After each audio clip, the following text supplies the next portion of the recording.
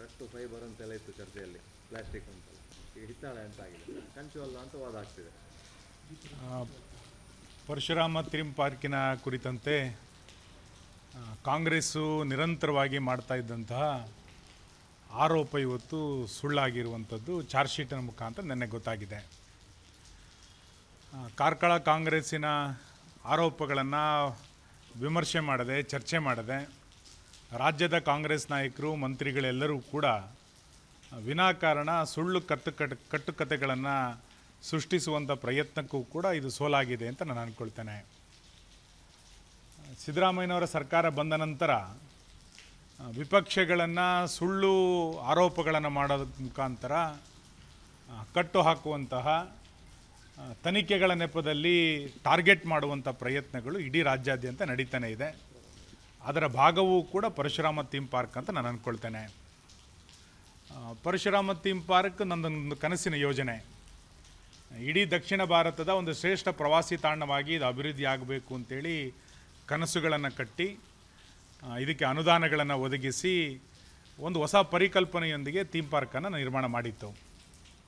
ಆದರೆ ದ್ವೇಷದ ರಾಜಕಾರಣಕ್ಕೆ, ಅಭಿವೃದ್ಧಿಯನ್ನು ಸಹಿಸಲಿಕ್ಕೆ ಸಾಧ್ಯ ಆಗದಲೇ ಇರುವಂಥ ಕಾಂಗ್ರೆಸ್ಸಿಗರು ವಿನಾಕಾರಣ ಪರಶುರಾಮನ ಮೂರ್ತಿಯನ್ನು ಫೈಬರ್ ಅಂತೇಳಿ ಭಾಳ ದೊಡ್ಡ ಪ್ರಮಾಣದಲ್ಲಿ ಅಪಪ್ರಚಾರಗಳನ್ನು ಮಾಡ್ತಾ ಬಂದರು. ಇಡೀ ರಾಜ್ಯಾದ್ಯಂತ ಇದೊಂದು ಫೈಬರ್ ಮೂರ್ತಿ ಅಂತಲೇ ಸೃಷ್ಟಿ ಮಾಡಿ ಇಡೀ ಪ್ರವಾಸೋದ್ಯಮವನ್ನು ಕಾಂಗ್ರೆಸ್ ವ್ಯವಸ್ಥಿತವಾಗಿ ಹಾಳು ಮಾಡಿತ್ತು. ನಾನು ಅವತ್ತೂ ಕೂಡ ಹೇಳಿದ್ದೆ, ಗುಣಮಟ್ಟದಲ್ಲಿ ವ್ಯತ್ಯಾಸ ಆಗಿದ್ದರೆ ತನಿಖೆ ಮಾಡಿ, ಗುಣಮಟ್ಟದಲ್ಲಿ ಏನಾದರೂ ನಿಮಗೆ ಅನುಮಾನಗಳಿದ್ದರೆ ತನಿಖೆ ಮಾಡಿ, ಆದರೆ ಅಪಪ್ರಚಾರವನ್ನು ಮಾಡಿ ಕಾರ್ಕಳಕ್ಕೆ ಅಪಮಾನವನ್ನು ಮಾಡಬೇಡಿ ಅಂತೇಳಿ ನಾನು ಪದೇ ಹೇಳ್ತಾ ಇದ್ದೆ. ಇವತ್ತು ಕಳೆದ 2 ವರ್ಷಗಳಿಂದ ಪರಶುರಾಮ ಥೀಮ್ ಪಾರ್ಕಿಗೆ ಮಾತ್ರ ಅಲ್ಲ, ಇಡೀ ಕಾರ್ಕಳಕ್ಕೆ ಕಾಂಗ್ರೆಸ್ಸಿಗರು ಅಪಮಾನವನ್ನು ಮಾಡಿದರು, ಅಭಿವೃದ್ಧಿಗೆ ಕಾಂಗ್ರೆಸ್ಸಿಗರು ಅಪಮಾನವನ್ನು ಮಾಡಿದರು.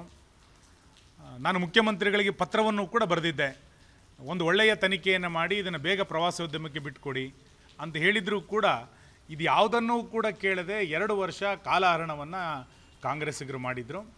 ಇವತ್ತು ಭಾಳ ಸ್ಪಷ್ಟ ಆಗಿದೆ, ಇದು ಪರಶುರಾಮನ ಮೂರ್ತಿ ಫೈಬರ್ ಅಂತೇಳಿ ಏನು ಕಾಂಗ್ರೆಸ್ಸಿಗರು ಅಪಪ್ರಚಾರಗಳನ್ನು ಮಾಡ್ತಾಯಿದ್ರು. ಸ್ವತಃ ಸರ್ಕಾರದ ಪೊಲೀಸ್ ಇಲಾಖೆಯ ಚಾರ್ಜ್ ಶೀಟ್ನಲ್ಲಿ ವಿವರವಾಗಿ ಅದನ್ನು ಹೇಳಿದ್ದಾರೆ. ಇದು ಫೈಬರ್ ಅಲ್ಲ, ಇದು ಹಿತ್ತಾಳೆ ಅನ್ನೋದನ್ನು ಅವರು ಸ್ಪಷ್ಟ ಮಾಡಿದ್ದಾರೆ. 1200 ಪುಟಗಳಿರುವಂಥ ಚಾರ್ಜ್ ಶೀಟನ್ನು ನಾನು ಪೂರ್ತಿ ಓದಲಿಕ್ಕಾಗಿಲ್ಲ. ಮೇಲ್ನೋಟಕ್ಕಿರುವಂಥ ಈ ಸಂಗತಿಗಳನ್ನು ಇನ್ನು ನ್ಯಾಯಾಲಯದಲ್ಲಿ ತನಿಖೆ ಆಗಲಿ, ತನಿಖೆಗೆ ಎಲ್ಲರೂ ಕೂಡ ಸಹಕಾರವನ್ನು ಮಾಡಬೇಕು ಅಂತ ನಾನು ವಿನಂತಿಸ್ತೇನೆ. ಆದರೆ ಇಲ್ಲಿ ಕಾಂಗ್ರೆಸ್ ಮಾಡಿದ್ದೇನು ಅಂತ ಕೇಳಿದರೆ, ತನಿಖೆಯನ್ನು ಮಾಡಬೇಕು ಅಂತಂದಾಗ ಸ್ಥಳೀಯ ಕಾಂಗ್ರೆಸ್ ಮುಖಂಡರೇ ಶಿಲ್ಪಿಯ ಗ್ಯಾರೇಜ್ ತನಕ ಹೋಗಿದ್ದು, ಇಲ್ಲಿ ಮೂರ್ತಿಯನ್ನು ಕಳ್ತನ ಮಾಡಲಾಗಿದೆ ಅಂತೇಳಿ ವಿನಾಕಾರಣ ಆರೋಪಗಳನ್ನು ಮಾಡಿ ರಸ್ತೆಗೆ ಮಣ್ಣು ಹಾಕಿ ಅಡ್ಡಿಯನ್ನು ಮಾಡಿದ್ದು, ಇವೆಲ್ಲವೂ ಕೂಡ ಕಾಂಗ್ರೆಸ್ಸಿಗರು ಮಾಡಿದರು.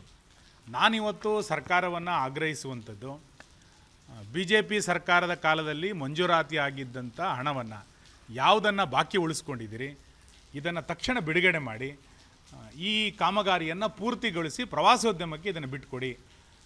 ಇನ್ನು ಸುಳ್ಳು ಆರೋಪಗಳಿಗೆ ಸಾರ್ವಜನಿಕರು ಬೆಲೆಯನ್ನು ಕೊಡೋದಿಲ್ಲ, ಸುಳ್ಳು ಆರೋಪಗಳು ಇದಕ್ಕೆ ಕೊನೆ ಆಗಲಿ. ತಕ್ಷಣ ಇದು ಪ್ರವಾಸೋದ್ಯಮಕ್ಕೆ ತೆರೆದುಕೊಳ್ಬೇಕು. ಕಾರ್ಕಳದ ಜನ ಪ್ರವಾಸೋದ್ಯಮವನ್ನು ಬಯಸ್ತಾ ಇದ್ದಾರೆ. ಪರಶುರಾಮ ಥೀಮ್ ಪಾರ್ಕಿನ ಮುಖಾಂತರ ಇಡೀ ಉಡುಪಿ ಜಿಲ್ಲೆಯ ಪ್ರವಾಸೋದ್ಯಮ ಬೆಳಿಬೇಕು ಅಂತೇಳಿ ನಾನು ಅಪೇಕ್ಷೆಯನ್ನು ಪಡ್ತೇನೆ. ಕಾಂಗ್ರೆಸ್ ಇದರಲ್ಲಿ ಇದನ್ನು ಜೀವಂತವಾಗಿಡುವಂಥ ಪ್ರಯತ್ನವನ್ನು ಇಡೀ ಕಾಂಗ್ರೆಸ್ಸಿನ ತಂಡ ಮಾಡಿತ್ತು. ಸ್ಥಳೀಯ ಕಾಂಗ್ರೆಸ್ಸಿಂದ ಹಿಡಿದು ರಾಜ್ಯದ ತನಕ, ಎಲ್ಲಿಯ ತನಕ ಅಂತಂದರೆ ಉಪಮುಖ್ಯಮಂತ್ರಿಗಳೇ ಬಂದು ಹೇಳಿದರು, ಇದನ್ನು ಮುಂದಿನ ಚುನಾವಣೆಯ ತನಕ ನಾನು ಪೂರ್ಣಗೊಳಿಸೋದಿಲ್ಲ ಅಂಥೇಳಿ. ಸರ್ಕಾರಕ್ಕೆ ಇದನ್ನು ಪೂರ್ಣಗೊಳಿಸುವಂಥ ಮನಸ್ಸೇ ಇಲ್ಲ, ಇದನ್ನು ಅಲ್ಲಿ ತನಕ ಇಡ್ತೇವೆ ಅಂತ ಹೇಳಿ ಪರಶುರಾಮನನ್ನು ಕೊಲೆ ಮಾಡಿದರು ಅನ್ನುವಷ್ಟರ ಮಟ್ಟಿಗೆ ಕಾಂಗ್ರೆಸ್ಸಿಗರು ಅಪಪ್ರಚಾರಗಳನ್ನು ಮಾಡಿದ್ದನ್ನು ಕಾರ್ಕಳದ ಜನ ಕ್ಷಮಿಸೋದಿಲ್ಲ. ನಾನು ಹಿಂದೆ ಒಂದು ಭಾಷಣದಲ್ಲಿ ಹೇಳಿದ್ದೆ, ಸರ್ಕಾರಕ್ಕೆ ಹಣ ಬಿಡುಗಡೆ ಮಾಡಲಿಕ್ಕೆ ಆಗೋದಿಲ್ಲ, ಇದಕ್ಕೆ ನಿಮಗೆ ಮಾಡುವಂಥ ಮನಸ್ಸಿಚ್ಛೆ ಇಲ್ಲ ಅಂತಂದರೆ ನೀವು ಬಿಟ್ಬಿಡಿ, ನಾವು ಕಾರ್ಕಳ ಜನರ ಭಿಕ್ಷೆಯನ್ನು ಬೇಡ ಆದರೂ ಕೂಡ ಇದನ್ನು ಪೂರ್ಣಗೊಳಿಸ್ತೀವಿ ಅಂತ ಹೇಳಿದ್ವಿ. ನಾನು ಇವತ್ತಿಗೂ ಕೂಡ ಹೇಳಿಕೆಗೆ ಬದ್ಧನಿದ್ದೇನೆ. ನನಗೆ ಒಟ್ಟಾರೆ ಅಪಪ್ರಚಾರಗಳಿಗೆ ಇವತ್ತು ಸೋಲಾಗಿದೆ. ಇನ್ನೂ ಅಪಪ್ರಚಾರಗಳನ್ನು, ವಾದ ವಿವಾದಗಳನ್ನು ಮಾಡದೆ ದಯಮಾಡಿ ಈ ಮೂರ್ತಿಯನ್ನು ಸಂಪೂರ್ಣಗೊಳಿಸಿ ಪರಶುರಾಮ ಥೀಮ್ ಪಾರ್ಕನ್ನು ಪ್ರವಾಸೋದ್ಯಮಕ್ಕೆ ಬಿಟ್ಟುಕೊಡಬೇಕು, ಅಪಪ್ರಚಾರಗಳನ್ನು ನಿಲ್ಲಿಸಬೇಕು. ಸರ್ಕಾರ ವಿಪಕ್ಷಗಳನ್ನು ಟಾರ್ಗೆಟನ್ನು ಮಾಡುವಂಥದ್ದನ್ನು ನಿಲ್ಲಿಸಬೇಕು. ಇವತ್ತು ಸರ್ಕಾರ ಇರುತ್ತೆ, ನಾಳೆ ಬರುತ್ತೆ, ಇದು ಒಳ್ಳೆಯದಲ್ಲ. ನಾಳೆ ನಮ್ಮ ಸರ್ಕಾರವೂ ಕೂಡ ಬರುತ್ತೆ. ಹಾಗಂತೇಳಿ ಸುಳ್ಳು ಆರೋಪಗಳನ್ನು ಮಾಡಿ ಟಾರ್ಗೆಟ್ಗಳನ್ನು ಮಾಡಿ ಅಭಿವೃದ್ಧಿಯನ್ನು ಅಣಕ ಮಾಡೋದನ್ನು ಸರ್ಕಾರ ನಿಲ್ಲಿಸಬೇಕು ಅಂತೇಳಿ ನಾನು ಆಗ್ರಹಿಸ್ತೇನೆ. ನಾನು ಆ ಚರ್ಚೆಗೆ ಹೋಗೋದಿಲ್ಲ, ಯಾಕೆಂತಂದರೆ ನಾನು ಲೋಹ ತಜ್ಞನೂ ಅಲ್ಲ. ನಾನು ಆರಂಭದಿಂದನೂ ಕೂಡ ಈ 4 ಸಂಗತಿಗಳನ್ನು ಪದೇ ಪದೇ ಹೇಳ್ತಾ ಇದ್ದಿದ್ದು. ಒಂದು, ಗುಣಮಟ್ಟದಲ್ಲಿ ವ್ಯತ್ಯಾಸ ಇದ್ದರೆ ತನಿಖೆ ಮಾಡಿ. 2ನೇದು, ಸರ್ಕಾರ ತಕ್ಷಣ ಹಣ ಬಿಡುಗಡೆ ಮಾಡಿ. 3ನೇದು, ಇದು ಪ್ರವಾಸೋದ್ಯಮಕ್ಕೆ ತೆಗೆದುಕೊಳ್ಳಬೇಕು. 4ನೇದು, ಅಪಪ್ರಚಾರಗಳು ನಿಲ್ಲಿಸಿ. ಇದನ್ನು ಅವತ್ತಿನಿಂದ ಇವತ್ತಿನ ತನಕ ನಮ್ಮ ಸ್ಟ್ಯಾಂಡಲ್ಲೇನು ವ್ಯತ್ಯಾಸ ಆಗಿಲ್ಲ. ಆದರೆ ಕಾಂಗ್ರೆಸ್ಸಿಗರು ಪದೇ ಪದೇ ಹೇಳ್ತಾ ಇದ್ದಿದ್ದೇನು, ಮೊದಲು ಇದನ್ನು ಸಿಮೆಂಟ್ ಅಂತ ಕರೆದ್ರು, ಅದಾದ ನಂತರ ಇದು ಪ್ಲಾಸ್ಟಿಕ್ ಅಂತ ಕರೆದ್ರು, ಅದಾದ ನಂತರ ಇದನ್ನು ಫೈಬರ್ ಅಂತ ಕರೆದ್ರು, ಅದಾದ ನಂತರ ಮೇಲ್ಭಾಗ ಸರಿ ಇಲ್ಲ, ಕೆಳಭಾಗ ಸರಿ ಇದೆ ಅಂತಂದರು, ಆಮೇಲೆ ಅದು GST ಸರಿ ಇಲ್ಲ ಅಂತಂದರು. ದಿನಕ್ಕೊಂದು ಆರೋಪಗಳನ್ನು ಮಾಡಿ ವ್ಯತ್ಯಾಸಗಳನ್ನು ಮಾಡ್ತಾ ಇದ್ದಿದ್ದು ಕಾಂಗ್ರೆಸ್. ನಾವು ಯಾವತ್ತೂ ಕೂಡ ನಮ್ಮ ನಿಲುವಿನಿಂದ ಬದ್ಧ ಇಲ್ಲ. ನಾನು ಈಗಲೂ ಹೇಳ್ತೇನೆ, ಸರ್ಕಾರಕ್ಕೆ ಇದನ್ನು ಮಾಡುವಂಥ ಮನಸ್ಸಿಲ್ಲ ಅಂತಂದರೆ ಇದನ್ನು ಸಾರ್ವಜನಿಕರಿಗೆ ಬಿಟ್ಕೊಡಿ.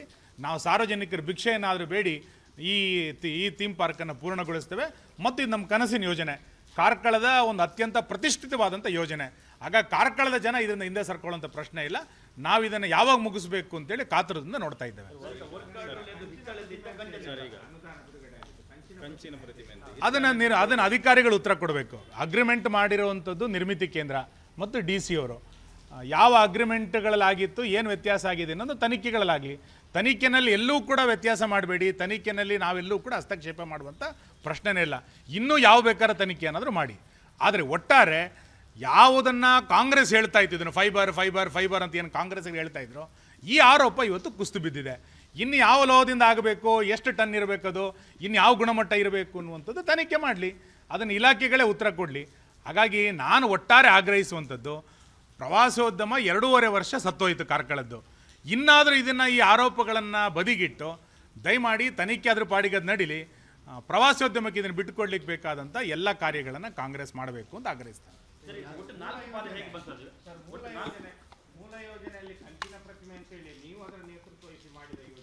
ಅಲ್ಲ ಸರ್ಕಾರ ಅಲ್ಲ, ನಾವು ನಮ್ಮದೇ ಸರ್ಕಾರದ ಕಾಲದಲ್ಲಿ ಆಗಿದ್ದು. ಸರ್ಕಾರದ ಯೋಜನೆ ಹೇಗಿರಬೇಕು ಅನ್ನುವಂಥದ್ದನ್ನು ಅಧಿಕಾರಿಗಳು ಹೇಳಬೇಕು. ನಾವು ಆದೇಶ ಕೊಡ್ತೇವೆ, ಇದನ್ನು ಈ ಪಾರ್ಕಿಂಗ್ ಆಗಬೇಕು ಅಂತೇಳಿ 14 ಕೋಟಿ ರೂಪಾಯಿ ಅನುದಾನವನ್ನು ಬೇರೆ ಬೇರೆ ಇಲಾಖೆಗಳಿಂದ ಕೊಟ್ಟಿತ್ತು. ಗುಣಮಟ್ಟ ಹೇಗಿರಬೇಕು, ಅದರಲ್ಲಿ ಯಾವ್ಯಾವ ಅಂಶಗಳು ಸೇರಿರಬೇಕು ಅನ್ನೋದನ್ನು ಇಂಜಿನಿಯರ್ಗಳು ತೀರ್ಮಾನ ಮಾಡಬೇಕು. ಅದರಲ್ಲೂ ವ್ಯತ್ಯಾಸ ಇದ್ದರೆ, ನಾನು ಈ ಕ್ಷಣದಲ್ಲೂ ಹೇಳ್ತೇನೆ, ಯಾವ ವ್ಯತ್ಯಾಸ ಇದ್ದರೂ ಕೂಡ ತನಿಖೆ ಮಾಡಲಿ. ತನಿಖೆಗೆ ಎಲ್ಲೂ ಕೂಡ ನಮ್ಮದು ವಿರೋಧ ಇಲ್ಲ. ಇನ್ನಷ್ಟು ತನಿಖೆಗಳು ನಡೀಲಿ. ಈಗಾಗಲೇ ಇದ್ರ ಬಗ್ಗೆ ಎಷ್ಟು ತನಿಖೆಗಳಾಯಿತು. ಮತ್ತು ಒಂದು ಲೋಹ ಯಾವುದು ಅಂತ ಕಂಡುಹಿಡಲಿಕ್ಕೆ 2.5 ವರ್ಷ ಬೇಕಾಯ್ತಾ? 2.5 ವರ್ಷದಿಂದ ಯಾಕೆ ಕಾಲಹರಣ ಮಾಡಿದ್ರಿ? ಮತ್ತು ಇದನ್ನು ತನಿಖೆ ಪೂರ್ಣಗೊಳಿಸಬೇಕು ಅಂತ ಸರ್ಕಾರಕ್ಕಿಲ್ಲ. ಉಪಮುಖ್ಯಮಂತ್ರಿಗಳು ಕಾರ್ಕಳಕ್ಕೆ ಬಂದು ಹೇಳಿದ್ದೇನೋ, ಇದನ್ನು ಪೂರ್ಣ ಮಾಡ್ತೇವೆ, ತನಿಖೆ ಪೂರ್ಣ ಮಾಡ್ತೇವೆ ಅಂತ ಹೇಳಲೇ ಇಲ್ಲ. ಮುಂದಿನ ಚುನಾವಣೆವರೆಗೂ ಇದನ್ನು ಹಿಡಿದಿಡ್ತೇವೆ ಅಂತ ಹೇಳಿದರು. ಅಂದರೆ ಉದ್ದೇಶ ಇದನ್ನು ಪೂರ್ಣಗೊಳಿಸಬೇಕು ಅನ್ನುವಂಥ ಉದ್ದೇಶ ಇಲ್ಲ. ಇದನ್ನು ಸಂಪೂರ್ಣವಾಗಿ ತಡೆ ಹಿಡಿಬೇಕು, ಇದನ್ನು ಚುನಾವಣೆಗೆ ಬಳಸ್ಕೊಳ್ಬೇಕು ಅಂತ ಇದ್ದೇವಿನ ಪಾರ್ಕ್ ಆಗಬೇಕು, ಅಭಿವೃದ್ಧಿ ಆಗಬೇಕು ಅನ್ನುವಂಥದ್ದು ಕಾಂಗ್ರೆಸ್ಸಿನ ಮನಸ್ಸಲ್ಲಿ ಎಲ್ಲೂ ಕೂಡ ಇರಲಿಲ್ಲ.